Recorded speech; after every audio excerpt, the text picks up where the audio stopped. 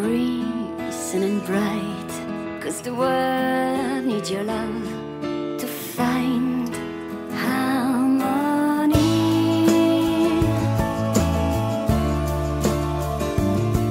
Together we can raise our world and walking to the light, and somewhere in the sky our love is fled away. And follow us home. Bonsoir et bienvenue dans ces nouvelles chroniques de Vénusienne avec Lily Oz. Bonsoir Lily. Bonsoir Antoine, bonsoir à tous. Alors Lily, avant d'attaquer le sujet de ce soir, je tenais à informer les personnes qui te suivaient que ça y est, le premier numéro de Génération Cité d'Or vient de sortir, hein, et dedans, eh bien, tu nous as fait le plaisir immense d'écrire un article de société sur le fanatisme, voilà. Donc, si vous n'êtes pas encore, on va dire, si vous n'avez pas encore fait la commande de ce magazine, sachez qu'il en reste encore quelques-uns en ligne sur le site générationcitédor.com. Et sinon, dans tous les cas, vous pourrez aussi l'obtenir au format numérique. Et en tout cas, c'est un sujet à ne pas manquer avec Lily Oz, parce que c'est un vrai sujet de fond sur plusieurs pages sur le fanatisme. Voilà. Donc je referme cette petite parenthèse et puis bien, on va attaquer un autre sujet de fond ce soir, hein, qui est dans la continuité de l'émission que tu avais faite le mois dernier.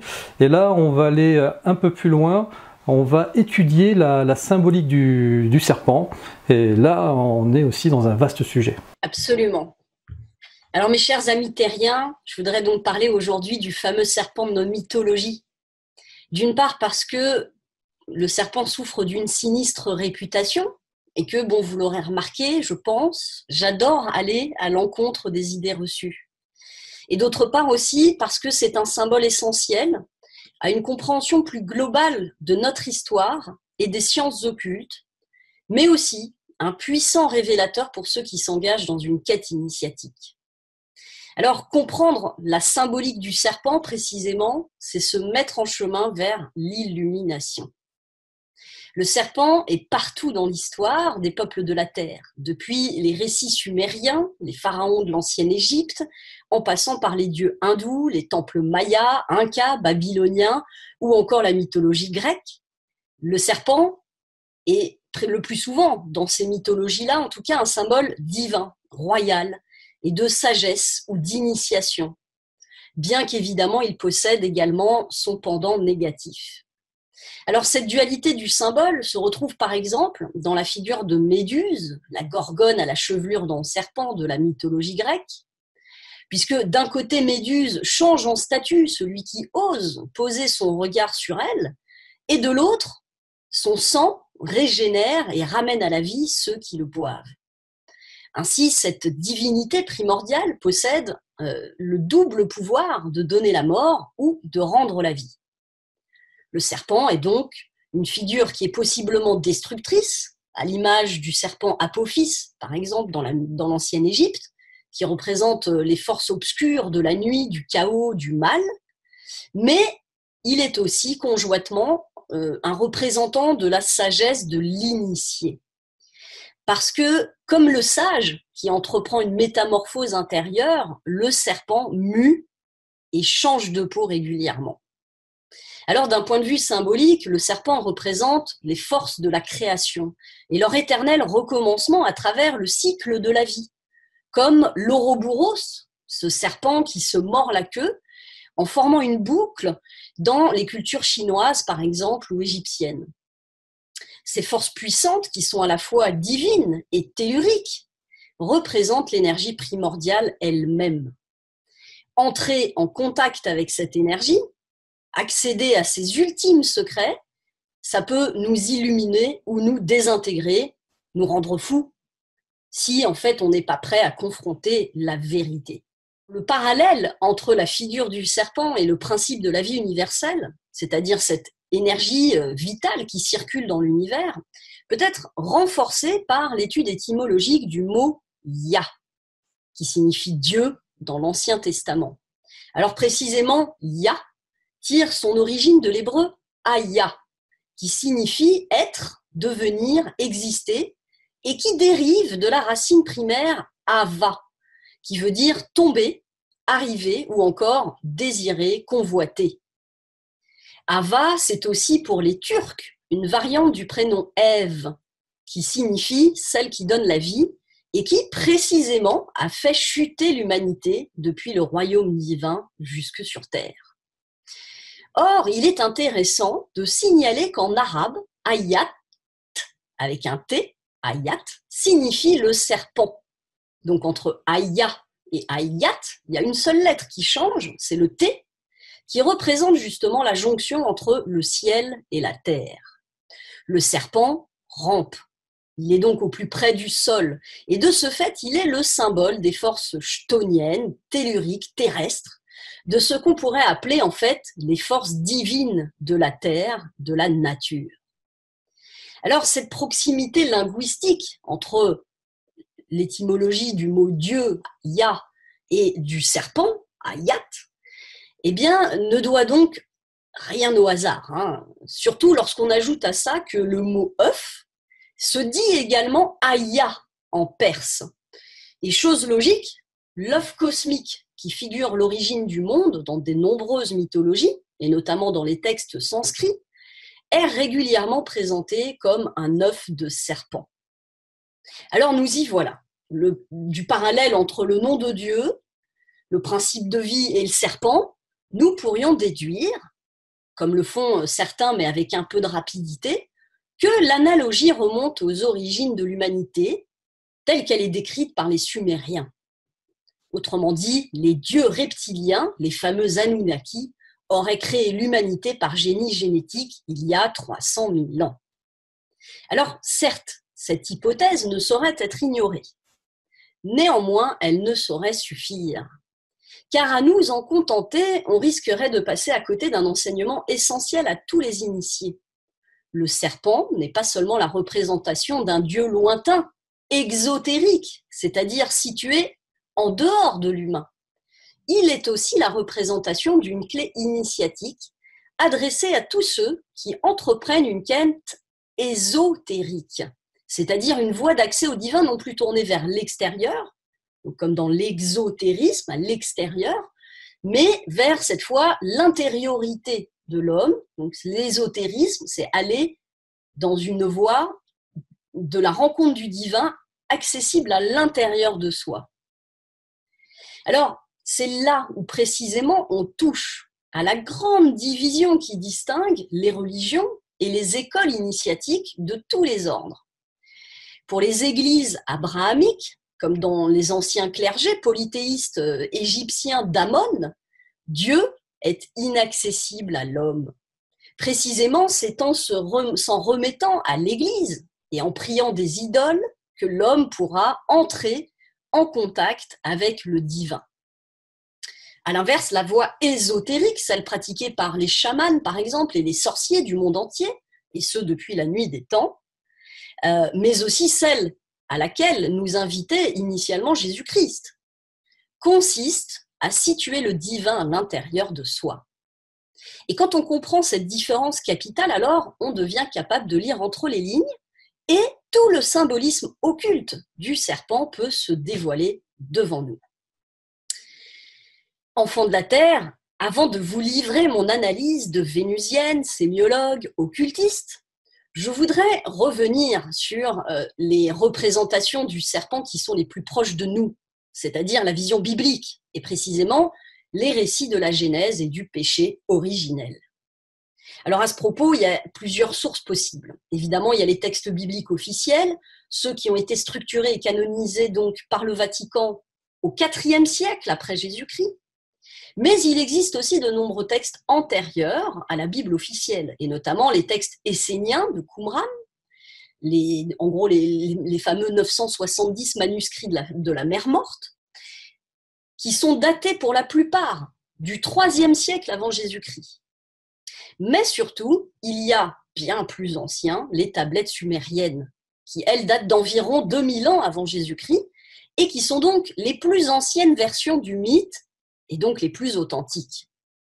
Alors justement, au sujet de la Genèse, il convient d'expliquer, comme le montre Pierre Jovanovic, on avait évoqué son ouvrage dans la dernière chronique, dans son livre justement Le mensonge universel, il explique principalement 3 points de divergence entre le récit originel des Sumériens et celui que l'on retrouve dans les Bibles d'usage aujourd'hui. Alors le premier point concerne précisément le rôle et la place du serpent, justement. Dans le récit sumérien, le serpent n'est pas le diable tentateur, il est au contraire l'allié de Dieu, son bras droit, autrement dit. Mieux encore, c'est Dieu lui-même qui missionne le serpent pour aller tenter les humains après qu'il leur ait interdit de goûter aux fruits de la connaissance. Ainsi, dans le mythe sumérien, Dieu pose l'interdit, mais incite simultanément les hommes à braver cet interdit. Alors le second point de divergence, c'est le fait que ce n'est pas seulement la femme qui a commis le péché originel, mais tout aussi bien l'homme et la femme conjointement. Et enfin, le dernier point, qui n'est pas des moindres, consiste en le fait qu'à l'issue du récit, Dieu ne chasse pas Adam et Ève du paradis.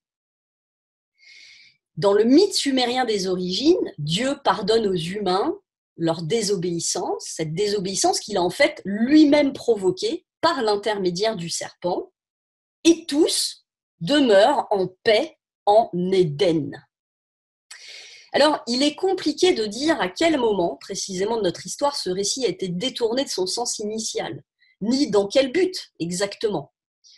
Car il ne s'agit pas de sombrer dans des procès d'intention.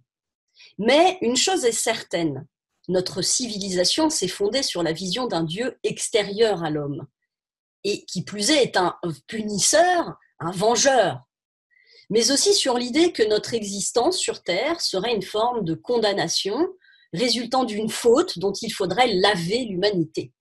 Et cela a eu un impact considérable, en fait, sur notre manière de nous considérer nous-mêmes. On le comprend, pour appréhender de la plus juste manière la symbolique du serpent, il nous faut remonter bien avant les réécritures judéo-chrétiennes de nos mythes fondateurs. N'oublions pas que l'introduction du monothéisme dans la région cananéenne, il y a environ, on va dire environ 7 siècles avant Jésus-Christ, puis l'extension de ce monothéisme progressive en Europe, eh bien, se sont faits à contre-courant des cultes païens polythéistes qui étaient pratiqués depuis des millénaires et que, du coup, tout ce qui appartenait aux anciennes traditions a été diabolisé. Or, le serpent, justement, symbole de la voie ésotérique des anciennes traditions hermétiques, ne pouvait qu'être combattu ardemment par les prosélytes de la voie exotérique. Car si l'homme accédait au divin sans l'intermédiaire des églises, à quoi serviraient donc tous nos prêtres et tous nos prophètes ? Alors, je parle d'hermétisme, et précisément, il faut nous y intéresser pour mieux saisir la symbolique du serpent. Et spécifiquement, c'est au caducée du dieu Hermès que je voudrais me référer. Le caducée, c'est ce fameux bâton ailé entouré de 2 serpents que l'on retrouve sous cette forme ou sous une autre dans les mains de nombreux dieux dans diverses mythologies du monde. Hermès Trismégiste, le 3 fois grand, 3 fois né de la Grèce antique, considéré comme le messager des dieux, c'est précisément le père de l'hermétisme. Cette ancienne philosophie qui est encore enseignée dans la plupart des écoles initiatiques aujourd'hui. Alors Hermès développe sa doctrine ésotérique dans les Hermetica, mais aussi par assimilation au dieu égyptien Thoth, l'Atlante, dans la fameuse table d'émeraude, qui fournira en fait le fondement de la doctrine des alchimistes au Moyen-Âge. Alors Hermès, alias Mercure pour les Romains, c'est le dieu alchimiste par excellence. Précisément, il propose une unification entre le divin et le terrestre. Et l'un des enseignements les plus connus de Hermès consiste à dire, ou de Thoth, que ce qui est en bas est comme ce qui est en haut, et que ce qui est en haut est comme ce qui est en bas. Autrement dit, le divin est partout, depuis les hautes sphères célestes jusqu'aux cellules les plus périssables du corps humain. La création est un processus divin qui répond toujours aux mêmes lois. Alors, on le dit de plus en plus, hein, tout est fractal dans l'univers. C'est-à-dire que la nature ne fait que reproduire sans cesse la même opération.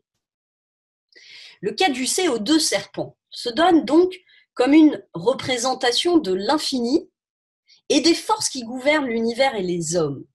D'un côté, le yin, le principe féminin, qui est représenté par l'un des 2 serpents, et le deuxième serpent, le yang, du principe masculin. Donc autrement dit, il y a la matière et l'esprit, la coagulation et la dissolution, l'ordre et le chaos, la vie et la mort.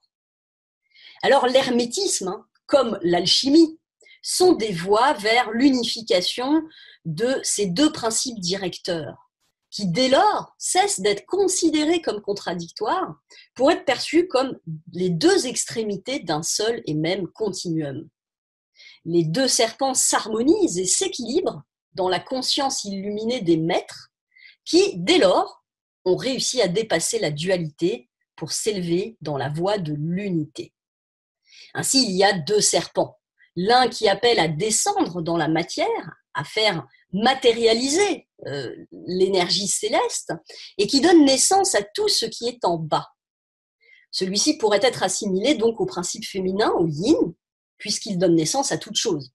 Il est le principe créateur qui matérialise l'esprit divin. Il représente la vie, les forces d'enfantement de l'univers qui tendent finalement vers l'extension, l'expansion et la multiplication. Et c'est d'ailleurs sans doute pour cette raison que les judéo-chrétiens ont fini par attribuer au principe féminin l'entière responsabilité de la chute d'une humanité soumise aux affres de la matière, de la matière. Le second serpent, par contre, représente le principe masculin yang. Il tend donc, à l'inverse, à retourner à l'état initial de non-matière. Il est le principe qui dissout, qui annihile, celui qui restreint l'expansion et la multiplication de la vie. Cette symbolique est à rapprocher des serpents de la Kundalini, dont l'hindouisme et le tantrisme font état comme de l'énergie vitale et sexuelle qui circule à l'intérieur du corps, comme 2 pulsions contraires, la vie et la mort, qui peinent en fait à s'harmoniser. Précisément, la Kundalini, c'est un puissant feu intérieur, à la fois purificateur et salvateur. Il peut être éprouvé par chacun d'entre nous, lorsque nous sommes emportés, par exemple, par un fort désir sexuel, bien que généralement ce feu intérieur reste confiné dans la partie basse du corps, au niveau des organes sexuels. Pour le yoga tantrique et l'hindouisme, c'est précisément cette énergie qu'il faut réussir à faire monter en soi jusqu'au sommet du crâne, afin que la reconnexion avec les sphères célestes puisse se faire et que l'illumination venue d'en haut puisse descendre par le même canal dans l'ensemble du corps humain. L'axe vertical du bâton d'Hermès représente la colonne vertébrale, le long de laquelle on trouve les 7 centres énergétiques nommés chakras. Les serpents sinuent le long de la colonne en passant de chakra en chakra, permettant leur ouverture et générant en fait l'alignement de tous les corps, depuis le corps physique jusqu'aux corps les plus subtils et jusqu'à l'accès aux sphères célestes qui provoquent l'illumination. C'est pourquoi on retrouve régulièrement une sphère qui surplombe le bâton, comme s'il s'agissait de connecter, à la manière de Hermès lui-même, le corporel humain et l'évanescence de l'esprit divin. L'axe horizontal, cette fois, représenté par les ailes du bâton du caducée, symbolise en fait le rayonnement de l'être illuminé et sa reliance avec le cosmos, c'est-à-dire avec tout ce qui est dans le monde de la manifestation. On retrouve la même symbolique dans la croix de Ankh, la fameuse croix de vie égyptienne, cet attribut que possèdent tous les dieux égyptiens, et seulement les dieux. Et peut-être même plus avant encore, dans les représentations sumériennes des 7 grands sages du mythe d'Abgar. Tous portent à la main d'étranges sacs qui rappellent la croix de Ankh. On la retrouve d'ailleurs aussi, cette symbolique, dans l'iconographie chrétienne, avec la croix d'incarnation sur laquelle le Christ est crucifié. La jonction entre les 2 axes se situe au 2e tiers supérieur de l'axe vertical, c'est-à-dire au niveau du chakra du cœur. Imaginons que on met le corps humain, on écarte les bras, dans la posture du Christ par exemple, et on voit bien que la jonction se fait au niveau du cœur. Lorsque le chakra du cœur s'embrase, en fait, sous les effets puissants de la Kundalini, l'individu peut accéder à la porte cachée dont parle la Kabbale, Da'at, la porte occulte de la connaissance, tapie à l'intérieur du corps humain et qui permet à la conscience d'accéder directement à Dieu. C'est pourquoi également le cœur du Christ, comme celui de Marie, sont représentés comme irradiants et flamboyants. C'est aussi pour ça que l'amour, cette énergie qui rayonne depuis le cœur, est considérée comme l'énergie primordiale gouvernant chaque chose dans l'univers. Et c'est précisément parce que l'amour est la plus haute des énergies créatrices que les cœurs flamboyants de Jésus et de Marie sont appelés Sacré-Cœur. Car c'est avec le cœur que l'on crée. Et c'est en canalisant l'amour, la force primordiale de l'univers, que l'on devient à la fois sage et mage.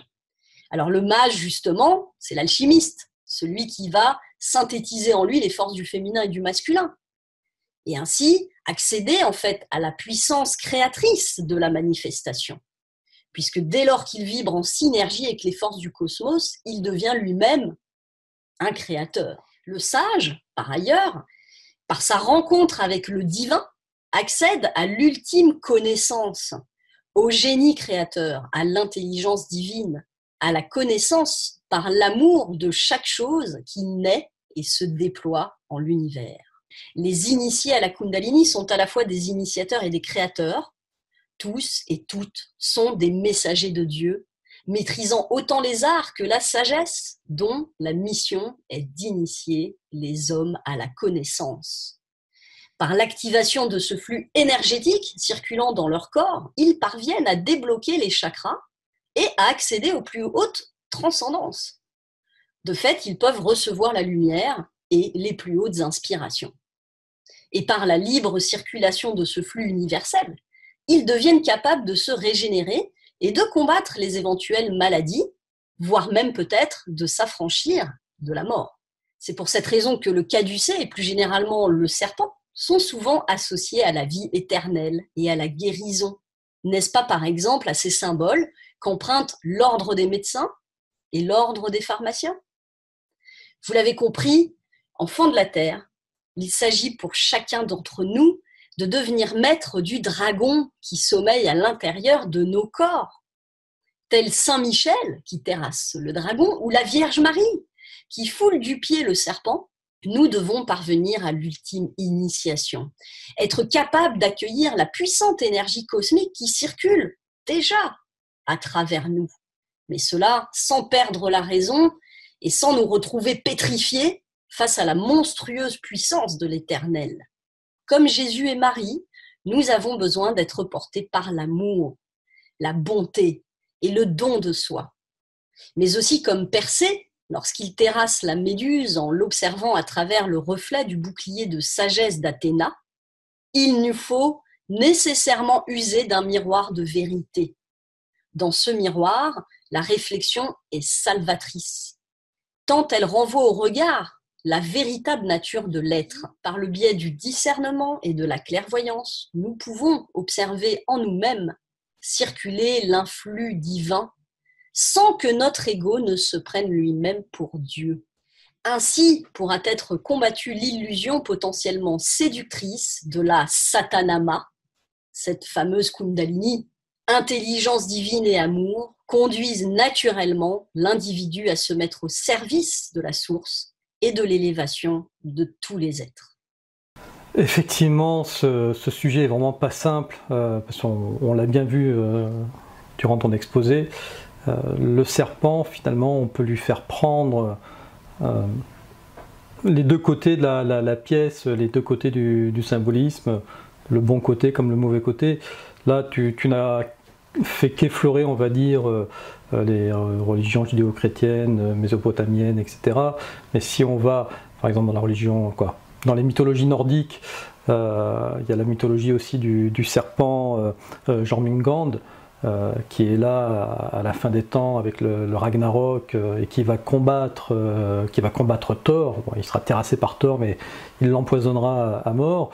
Si tu vas plutôt du côté des mythologies sud-américaines, tu as Kukulkan du côté des Mayas et Quetzalcoatl du côté des Aztèques, je crois. Là, il représente le symbolisme agricole, la fertilité. Et d'ailleurs, ils sont à l'inverse de la dualité, on va dire judéo-chrétienne, qui sépare la matière et l'esprit. Là, c'est le serpent à plumes. Donc, ça associe, ça joint en fait c'est la matière et l'esprit. C'est pareil aussi, on fait le tour de toutes les civilisations, qu'elles soient africaines, qu'elles soient asiatiques, voilà. En fait, le serpent est présent partout. Et c'est ça qui est difficile, c'est-à-dire qu'aujourd'hui, dès qu'on va parler de serpent, nous on a notre connotation judéo-chrétienne qui va dire c'est un animal qui est mauvais. On va traverser un océan et là ça va être le contraire. Finalement, une chose est sûre, c'est que déjà, il ne faut pas faire de généralité. Tout ça, c'est que du symbolisme, et derrière le symbolisme, il y a peut-être quelque chose de beaucoup plus profond. Bah, en tout cas, c'est ce que j'ai essayé d'expliquer. Alors, c'est vrai que c'était très dense. Hein. J'ai mis beaucoup de temps à l'écrire, cette chronique, parce que c'est un sujet, comme tu le dis, qui est tellement vaste qu'on pourrait en parler pendant 2 heures. Hein. Mais on peut aussi tout simplement comprendre ça comme si on fait un parallèle donc avec la connaissance, tu vois, avec la vérité, avec la lumière. Si on n'est pas prêt, finalement, à recevoir une connaissance, ça peut nous tuer. On imagine bien que l'énergie cosmique, ou que d'autres pourraient appeler Dieu, est considérée comme finalement irreprésentable pour l'homme. Hein. On ne peut pas se le représenter. Ça veut dire qu'on ne peut pas le mettre à l'intérieur de nous, dans notre tête. Donc il y a quelque chose qui est de l'ordre qui nous dépossède de l'entendement, de la pensée, tu vois, et qui nous paralyse. D'ailleurs, dans le mythe de Méduse, ce personnage donc pétrifie ceux qui y sont confrontés parce que tout simplement elle représente finalement ce savoir sacré, cette source cette origine qui n'est pas compréhensible par le cerveau humain. Et c'est précisément parce qu'il y a une espèce de paralysie dans le cerveau qu'on ne sait plus penser ce qu'on a. C'est un peu ce qui se passe dans la fascination. Quand on est fasciné, on a une espèce de paralysie intellectuelle. Tu vois, on ne peut plus penser ce qu'on voit. On est pétrifié. Et donc, cette fascination vient du fait qu'on ne peut plus penser ce qui est face à nous. Penser, c'est mettre à l'intérieur de notre tête. Donc, si on est confronté à quelque chose qui dépasse notre socle de croyance acceptable, qui ne peut pas entrer dans notre entendement, dans notre compréhension, on peut très clairement devenir fou. Tu vois ? Et puis, donc il y a ça, d'un côté, il y a cette force qui est potentiellement destructrice. Par ailleurs, la deuxième chose, c'est de dire aussi que dans la Kundalini, quand on a des phénomènes d'éveil de Kundalini, ça peut être très très violent. Et là encore, il faut avoir un ego, finalement une structure mentale assez forte.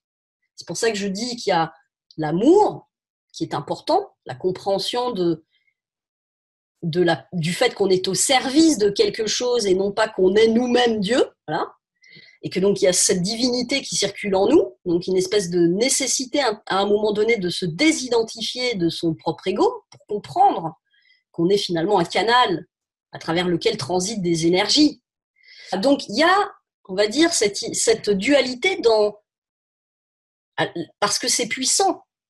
C'est puissant, c'est quelque chose qui va tellement nous remettre en phase avec qui nous sommes dans notre profonde nature divine que ça peut à la fois nous tuer et nous sauver. Les phénomènes d'éveil de la Kundalini sont relativement rares et ils sont très très mal connus en France. Alors il y a des yogas qui permettent de le faire, il y a des témoignages aussi, mais moi ma conviction c'est que c'est quelque chose qui se produit en fait quand le cœur se met à vibrer en synergie avec finalement cette vibration d'amour universel qui est à l'origine de la vie. Moi, dans mon parcours personnel, j'ai expérimenté ce phénomène de manière très inattendue, sans avoir jamais lu auparavant à ce sujet-là et sans avoir dans mon entourage des gens qui pouvaient me guider par rapport à ça. Mon chemin personnel, c'est quelque chose qui s'est réveillé non pas volontairement, mais simplement parce que j'ai ressenti l'amour véritable, irradié dans mon être, et que ça m'a amené, voilà, comme dans une forme d'illumination, de grâce, qui a finalement réaligné, tu vois, tout ce qui se passait à l'intérieur de moi. Alors ça a duré un certain temps, hein. Il a fallu bien 1 an pour que cette énergie qui était là en moi puisse être canalisée. Il y avait beaucoup, au moment où l'énergie monte, il y a comme des bouchons, tu vois, qui sont là, nos différents chakras, et donc il faut virer les bouchons, quoi. Donc il y a des moments, au début, c'est très physique, c'est très corporel, voilà, on se retrouve plié en deux. Voilà, alors je témoigne là de ça, parce que c'est le sujet un peu aussi, et c'est ça qui m'a amené beaucoup à m'intéresser à ce sujet-là, et puis à approfondir sur certains sujets occultes et ésotériques. Et puis parce que je pense que c'est finalement quand on commence à l'observer, à comprendre que le symbole du serpent, on se rend compte que c'est partout. Tu vois, les dieux possèdent les dieux sumériens, il y en a 7, les 7 sages du mythe de l'Abgal. Alors pourquoi ils sont 7, comme les chakras, tu vois, c'est étonnant. Il y a la croix de Ankh, la croix de vie, qui porte bien son nom, et que seuls les dieux égyptiens ont. Les pharaons ne l'ont pas, ils l'ont. Dans les représentations, les pharaons sont divinisés après la mort, et c'est après la mort qu'on va les représenter avec cette croix de Ankh. Donc, il y a quelque chose de tellement semblable là-dedans que ça mérite, je crois, voilà, d'être éclairé au regard de la Kundalini. Tu vois le parallèle avec la porte cachée de Date. Pour ceux qui connaissent la Kabbale, tu sais, les séphirotes, là, je ne sais pas si tu connais un peu. En fait, au centre des, tu sais, donc tu as les trous, là, enfin les ronds, les sphères, ce qu'on appelle les séphirotes, en fait. Et au milieu, donc ce qui correspond, parce que la Kabbale, tu sais, c'est une représentation du corps. Donc tu as les séphirotes qui correspondent aux différents endroits du corps humain. Et précisément ici, il y a la fameuse porte cachée, qui est la sphère de Date, qui signifie la porte. Tu vois, c'est magique. Et juste pour finir, je vous invite à aller voir sur la chaîne Arcana, les mystères d'Arcana, la chaîne de Ludovic Richer. Il y a pas mal il y a un sujet sur le serpent. Alors c'est pas en libre accès, mais c'est passionnant, hein. Lui, il va traiter des différentes représentations justement qu'on a évoqué ici, les Mayas, etc. Bon, il fait pas d'analyse symbolique parce qu'il est plutôt historien, et donc c'est très intéressant à mettre en parallèle à la fois donc l'histoire de ce symbole et puis finalement son interprétation. Moi, c'est vrai que je suis sémiologue, donc je dirais que c'est ma spécialité. J'ai été formée à étudier les symboles, et donc je propose, voilà, modestement cette interprétation qui pour moi semble être la plus sensée, en fait, hein, surtout quand on se rappelle donc de l'analogie entre le mot sanskrit satanama, donc dans le yogi, justement, dans le yoga tantrique, c'est un mantra, satanama, pour faire monter la kundalini. Et puis il y a quand même une similitude très forte avec Satan, et un lien très fort entre Satan et le serpent. Donc, il y a tout ça. Et puis, je voudrais finir juste sur le personnage de Lilith aussi, ce féminin, parce que la croix de vie, c'est lié au féminin. Ankh, c'est le féminin sacré. Vénus, la chute, Ève, Ava, la vie, tout ça, on l'a dit, hein, je crois que je l'ai dit dans beaucoup de mes chroniques, ce rapport au féminin. Il y a quelque chose dans le féminin, dans ce rapport à la Kundalini, bien que ce soit une énergie évidemment universelle, hein, que tous les hommes et femmes ont, qui n'ont pas éveillé, parce que tout simplement on est très ancrés, nous, dans les chakras du bas, donc dans finalement le pragmatisme, l'action, l'émotion, Et parfois, on va dire, ça va jusqu'au plexus solaire avec la créativité. Voilà, on est aussi des êtres créatifs, mais on est rarement des êtres qui sont, comment dire, dans l'amour universel et qui ont une connexion au divin absolu, tu vois. Donc, du coup, l'énergie, elle reste bloquée jusque-là. Et quand on la fait remonter, bah, il y a quelque chose qui nous initie. Et voilà. Et dans le féminin, il y a cet utérus qui est un peu la coupe.